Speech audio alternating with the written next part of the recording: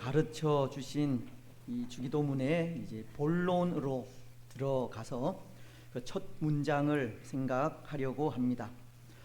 여러분, 그 첫 문장이 어떤 말씀이었습니까? 우리가 함께 봉독을 했지만 이 하늘에 계신 우리 아버지여라고 그 첫 문장은 시작을 합니다.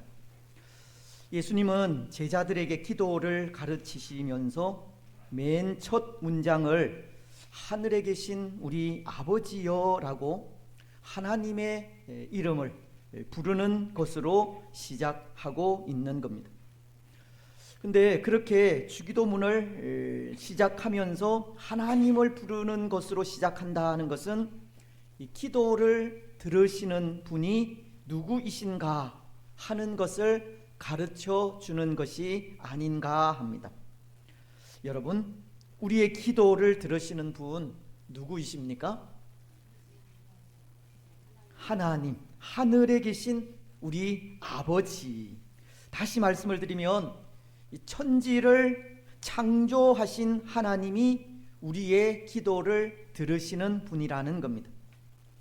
그래서 우리가 기도할 때 이 사실, 우리의 기도를 들으시는 분은 하늘에 계신 하나님이라는 것을 분명히 알고 기도해야 하는데요, 사도행전에 기록된 사도들의 모습도 보십시오.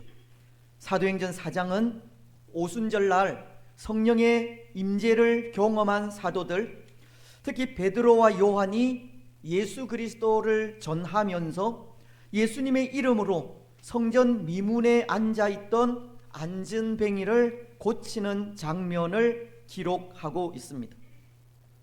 근데 그 일로 인해 사도들에게는 이 박해와 고난이 오기 시작하였습니다.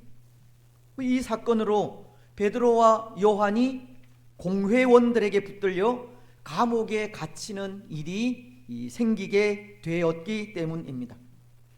하지만 이 일에 특별한 죄를 찾지 못한 공회원들은 베드로와 요한을 훈계한 뒤 석방하게 되는데요, 옥에서 나온 이들은 사도들이 있는 마가의 다락방으로 가서 그들이 당한 일이 성경의 예언대로 이제 교회에 닥친 위기로 알고 합심하여 기도하게 됩니다.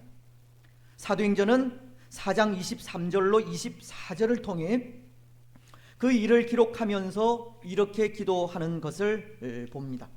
사도들이 노임에 그 동료에게 가서 제사장들과 장로들의 말을 다 알리니 그들이 듣고 한 마음으로 하나님께 소리를 높여 이르되 대주제여 천지와 바다와 그 가운데 만물을 지은 이시오. 사도들은 그들이 당한 위기에 하나님께 소리를 높여 기도한 것입니다. 근데 여러분, 여기 사도들이 드리는 기도를 보십시오. 그들은 기도를 들으시는 하나님께 소리를 높여 기도하면서 어떠한 고백으로 나아가고 있습니까? 대주제여 천지와 바다와 그 가운데 만물을 지은 이시오 라는 고백으로 나아가고 있습니다.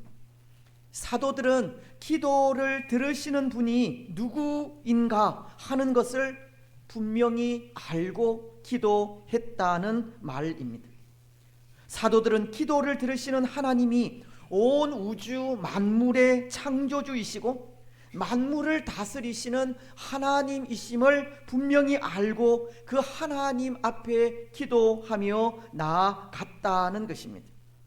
이것은 다시 말씀을 드리면 오늘 우리에게도 우리의 기도를 듣고 받으시는 분이 누구인지 정확하게 알고 기도해야 한다는 것을 가르치는 것입니다.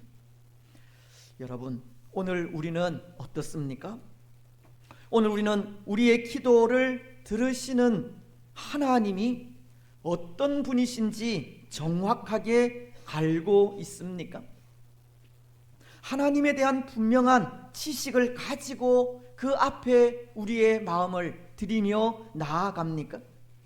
진실함으로, 믿음으로 그 앞에 기도하며 나아가고 있느냐는 겁니다. 오늘 주기도문의 첫 문장은 바로 그것을 가르치고 있다는 겁니다. 기도를 들으시는 하나님이 어떠하신 분인지 가르치고 있는 겁니다. 그래서 주기도문은 기도를 들으시는 하나님에 대해 하늘에 계신 우리 아버지라고 가르치고 있는 것인데요. 이것은 세 가지로 하나님의 모습을 보여주고 있다 생각합니다. 그 첫 번째는 기도를 들으시는 하나님은 하늘에 계신 하나님이심을 말하고 있는 겁니다. 두 번째는 하늘에 계시는 하나님은 우리 아버지이심을 말씀하고 있고, 셋째로 하늘에 계신 하나님 아버지는 우리 하나님, 즉 나의 하나님이심을 가르치고 있는 겁니다. 오늘 우리는 이 세 가지 모습 중 첫 번째인 하늘에 계신 하나님에 대해서 생각을 하려고 합니다. 근데 여러분, 여기 하늘에 계신 하나님을 생각하면 참 많은 의미가 담겨 있다 생각하게 됩니다. 왜냐하면 먼저 하늘에 계시는 하나님은 죄를 범한 우리가 아무리 바라보려고 하여도 감히 볼 수 없는 이 존귀한 위치에 있는 분이라는 것을 가르치기 때문입니다. 아무리 힘을 다하여 도달하려고 해도 도무지 이룰 수 없는 높은 보좌 위에 계시는 분, 거룩하신 하나님이 하늘에 계신 하나님이라는 겁니다.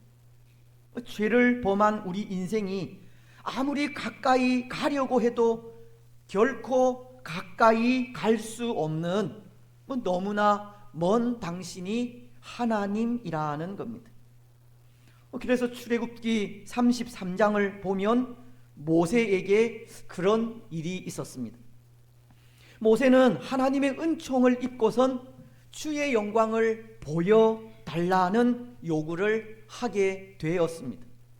그때 하나님은 하나님의 모든 선한 것을 네 앞으로 지나가게 하겠다고는 하셨지만 출애굽기 33장 22절로 23절을 통해서는 이런 말씀도 하셨습니다.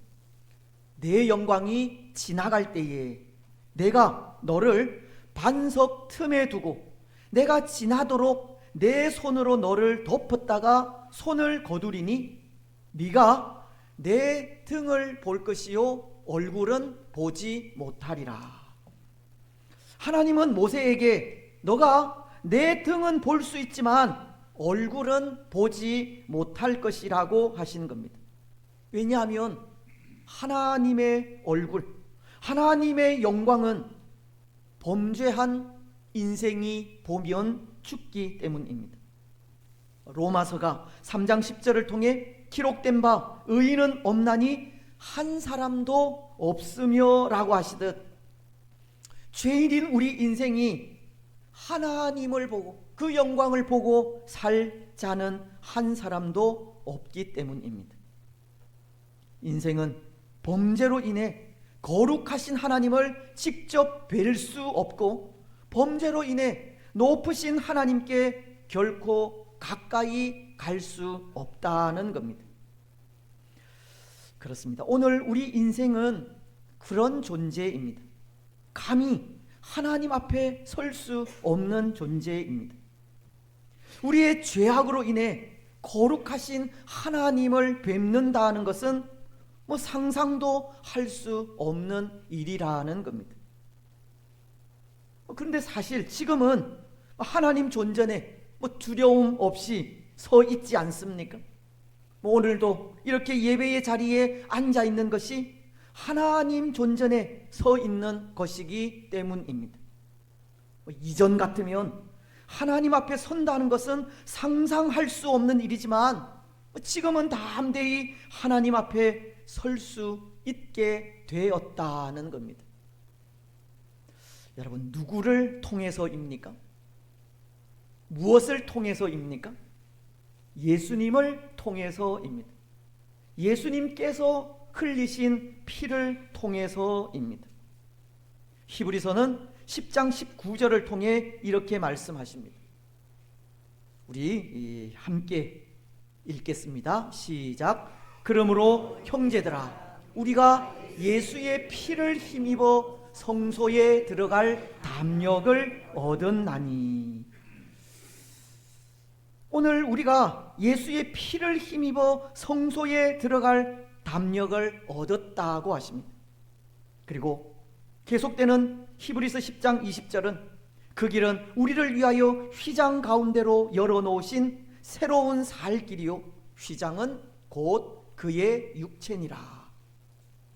예수님께서 우리의 죄를 위해 친히 제물이 되셔서 십자가 위에서 죽으실 때 성소 안의 휘장이 찢어짐으로 하나님 앞으로 나아갈 수 있는 길이 열리게 되었다는 겁니다.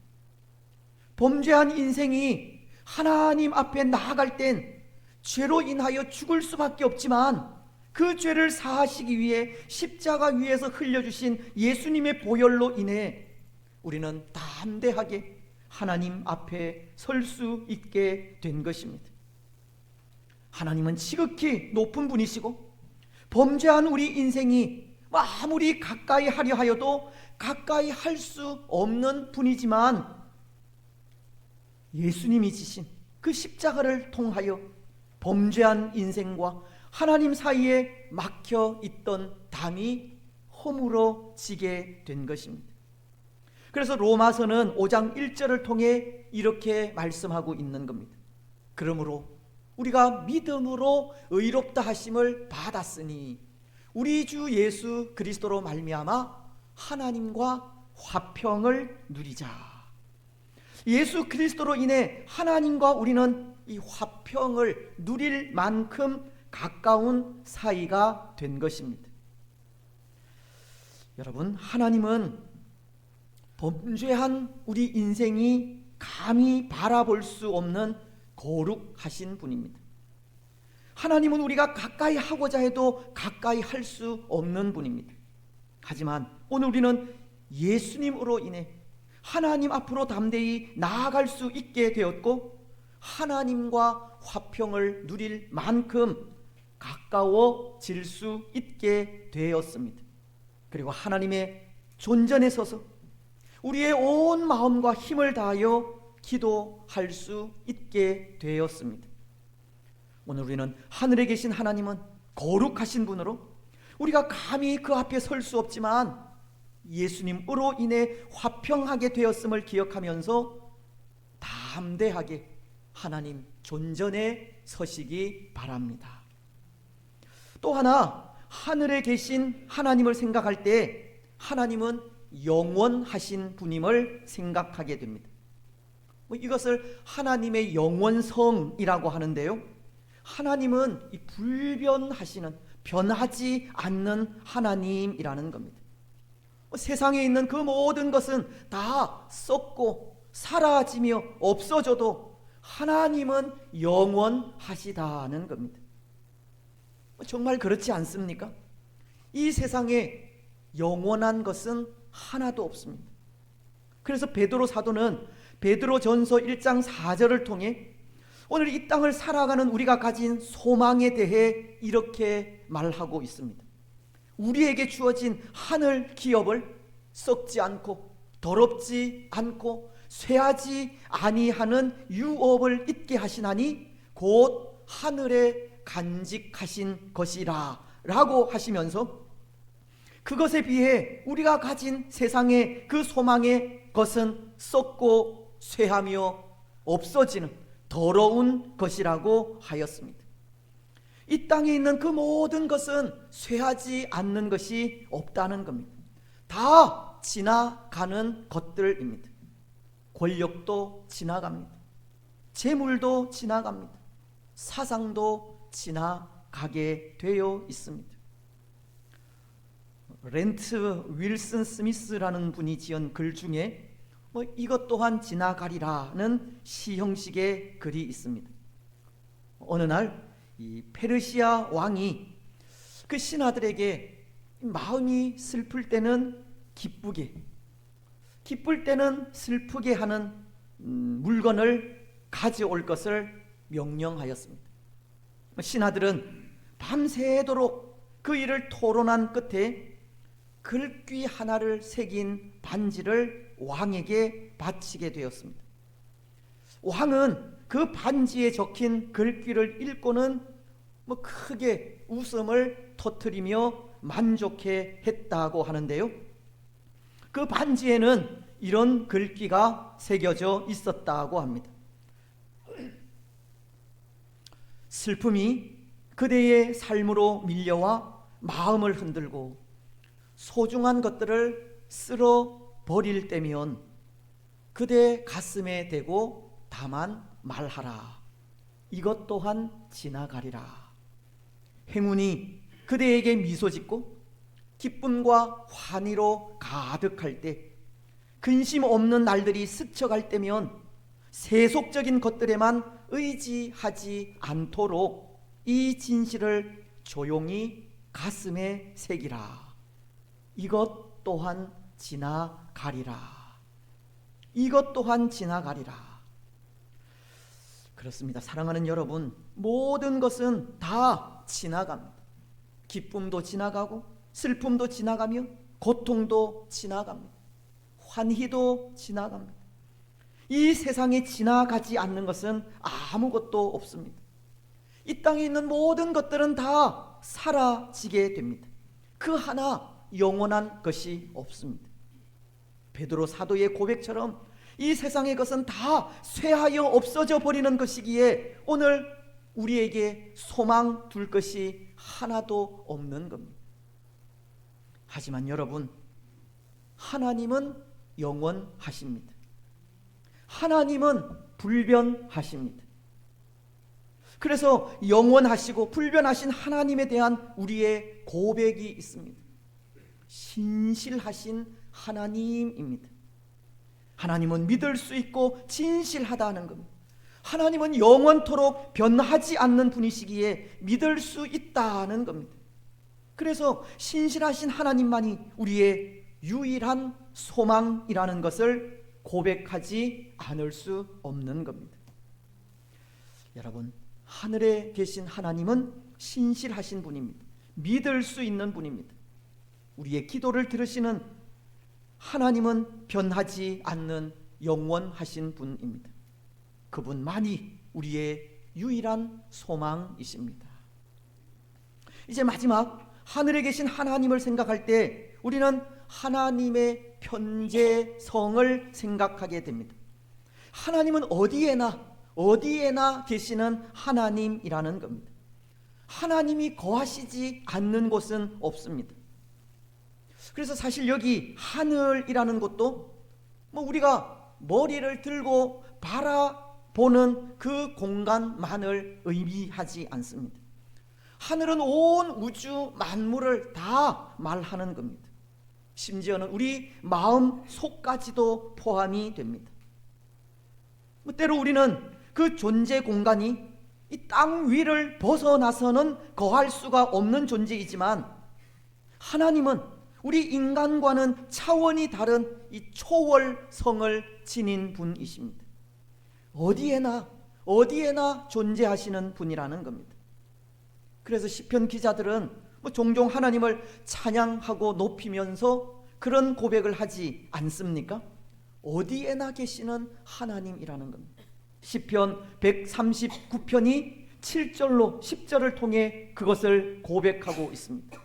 내가 주의 영을 떠나 어디로 가며 주의 앞에서 어디로 피하리이까? 내가 하늘로 올라갈지라도 거기 계시며 스올에 내 자리를 펼지라도 거기 계시니이다.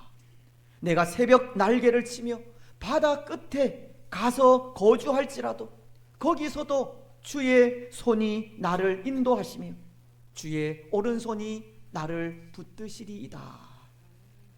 하나님은 어디에나 존재하신다는 겁니다. 하늘 위, 지옥인 스올, 바다 끝, 하나님이 거하시지 않는 곳은 그 어디에도 없습니다. 온 우주 만물 위에 존재하십니다.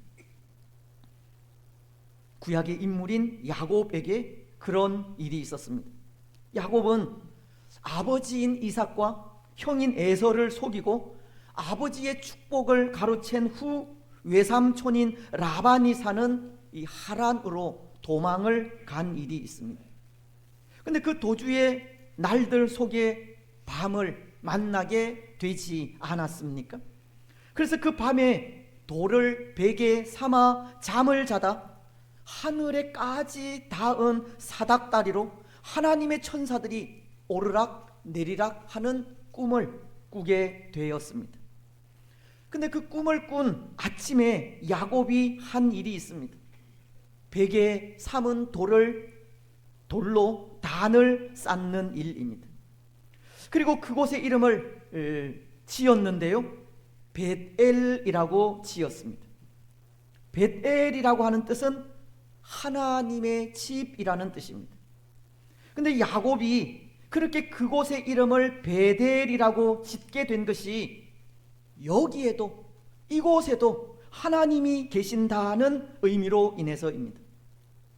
때로 야곱은 아버지 이삭이 사는 이 가나안 땅에만 하나님이 거하시는 것으로 생각을 하였지만 꿈속에서 본 하나님의 사자를 통해 하나님은 바로 이곳에도 계신다는 것을 알게 된 것입니다. 하나님은 어디에나 계신 분임을 알게 되었다는 겁니다. 그렇습니다. 하나님은 어디에나 계십니다. 지금 우리가 예배하는 이곳에도 계시고 예수님을 믿는 우리 마음 속에도 계시며 우리가 거하는 곳곳들마다 하나님이 거하시지 않는 곳이 없습니다. 근데 때로 그런 하나님의 편재성, 어디에나 계시는 하나님을 생각하면 그런 생각도 듭니다. 하나님께 무언가 이 감시를 받는 듯한 생각이 들기도 한다는 겁니다. 시편 기자도 내가 주의 영을 떠나 어디로 가며 주의 앞에서 어디로 피하리까 라고 어디에나 계신 하나님을 피할 수 없다는 고백을 하고 있듯이 어디에나 계시는 하나님을 생각할 때 하나님으로부터 감시를 받는 듯한 생각이 든다는 겁니다. 그렇지 않습니까?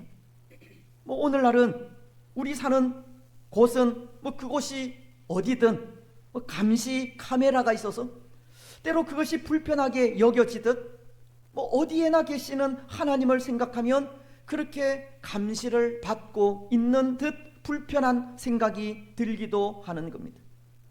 하나님 앞에서, 하나님 보시는 그 눈 앞에서 함부로 행할 수도 없고 또 하나님의 곁을 떠나 어디에도 갈 수 없을 것 같다는 생각에 여간 불편하지가 않다는 겁니다. 모르겠습니다. 어쩌면 그런 의미에서라도 우리는 늘 하나님이 나와 함께 계신다는 생각으로 살아가야 하지 않을까 생각합니다. 왜냐하면 그렇게 하나님께서 마치 우리를 감시하는 듯하게 우리 곁에 계신다는 생각을 할 때 그래도 조금이라도 죄를 덜 짓게 할 수 있겠다는 생각 때문입니다. 하나님이 내 곁에 계신다고 하는 생각이 그럼에도 하나님과 동행하며 살아가게 할 수 있겠다라는 생각 때문입니다. 만약 오늘 우리가 하나님이 내 곁에 계시다 하는 생각을 하지 않는다면 우리의 부패함이 얼마나 많은 죄를 범하게 하겠습니까? 우리 마음대로, 정말 우리 마음대로, 우리 생각에 옳은 대로 살아가지 않겠습니까? 그래서 우리는 내 곁에 계신 하나님을 생각하며 항상 하나님 보시는 눈 앞에서 살아가야 하는 겁니다. 하나님 내 곁에 계신다는 생각으로 항상 우리 말과 행동을 조심하며 살아가야 합니다. 하지만 그런 경우도 있을 것 같습니다. 하나님의 편재성이, 어디에나 계시는 그 하나님이 우리를 평안하게 할 때도 있다는 겁니다. 왜 그렇겠습니까? 어디에나 계시는 하나님은 우리를 감시하기 위한 위함이 아니라 도우시기 위함이기 때문입니다. 마태복음은 28장 20절 하반절을 통해 이렇게 말씀하십니다. 내가 세상 끝날까지 너희와 항상 함께 있으리라. 여러분, 예수님께서 세상 끝날까지 우리와 항상 함께 있겠다고 하신 이유가 무엇입니까? 우리를 감시하기 위해서입니까? 아니면 우리를 도우시기 위해서입니까? 우리를 도우시기 위해서입니다. 그래서 우리를 도우시기 위해 우리와 항상 함께 하시는 예수님을 생각할 때 오히려 평안함을 누릴 수 있는 겁니다. 어디에나 계시는 하나님은 우리가 당하는 고통의 때에도, 아픔의 때에도 우리를 도우시기 위해 함께 하시기에 그것이 불편함을 주기보다 오히려 평안함을 준다는 겁니다. 사랑하는 여러분, 어디에나 계시는 하나님은 우리를 도우시기 위해 존재하십니다. 하나님은 예수님 때문에 불이익당하고 피난당하는 현장에도 우리를 도우시기 위해 존재해 계십니다. 육신적인 질고로 아파하는 그 현장에도 하나님은 우리와 함께 계시고, 죄로 인해 고통당하는 그 현장에도 우리와 함께 계십니다. 때로 예수님 때문에 감옥에 가고 총살당하는 북한 땅에도, 또 이슬람 세력권에도 하나님은 그들을 도우시기 위해 그들과 함께 계십니다.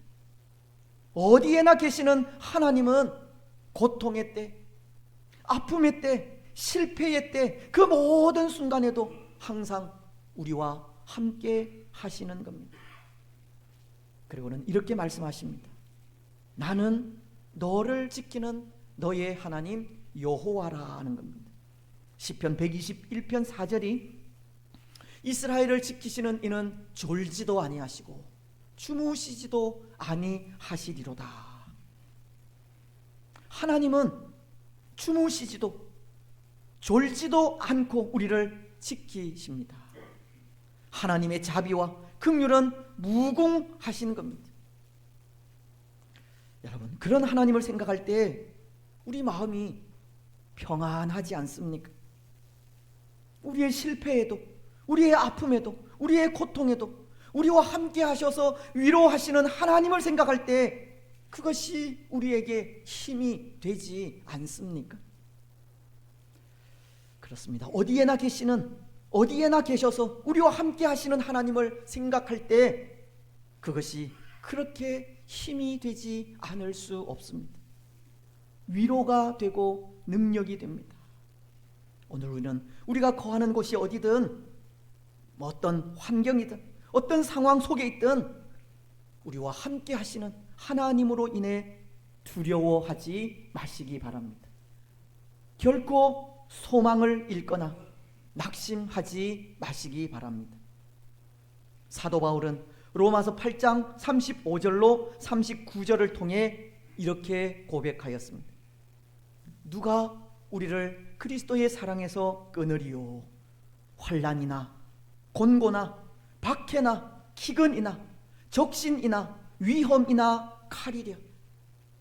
기록된 바 우리가 종일 주를 위하여 죽임을 당하게 되며 도살할 양같이 여김을 받았나이다 함과 같으니라. 그러나 이 모든 일에 우리를 사랑하시는 이로 말미암아 우리가 넉넉히 이기느니라. 내가 확신하노니 사망이나 생명이나 천사들이나 권세자들이나 현재일이나 장래일이나 능력이나 높음이나 깊음이나 다른 어떤 피조물이라도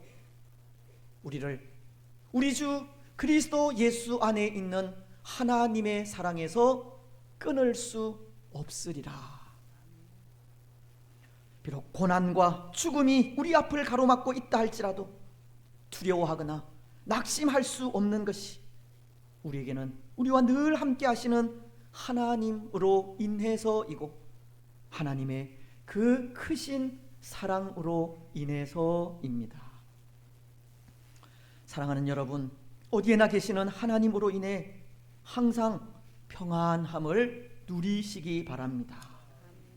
결코 두려워하거나 낙심하지 마십시오. 하늘에 계시는 하나님은 어디에나 계셔서 우리의 모든 형편과 필요를 아시고 때를 따라 모든 필요를 채워주시는 분이라는 것을 고백하면서 하나님 안에서 참된 평안, 참된 만족, 영원한 소망을 누리시기를 축복합니다. 이제 말씀을 맺겠습니다. 사랑하는 여러분, 오늘 우리 기도를 받으시는 분은 하늘에 계신 우리 아버지이십니다. 하나님은 거룩하시고 존귀하시며 영원하신 분이어서 믿을 수 있고, 하나님은 어디에서나 우리와 함께 하시는 분이어서 의지할 수 있는 분입니다. 오늘 우리는 거룩하시고 영원하시며 우리와 항상 함께 하시는 하나님을 믿고 의지하시기 바랍니다. 그분과 늘 동행하며 살아가시고 그분 앞에 온 마음을 들여 진심으로 기도하시기 바랍니다. 그래서 그 기도를 통해서 살아계신 하나님을 만나시고 하나님으로 인하여 참된 평안, 참된 만족, 영원한 소망 가운데 살아가는 복된 성도들이 되시기를 주님의 이름으로 축복합니다.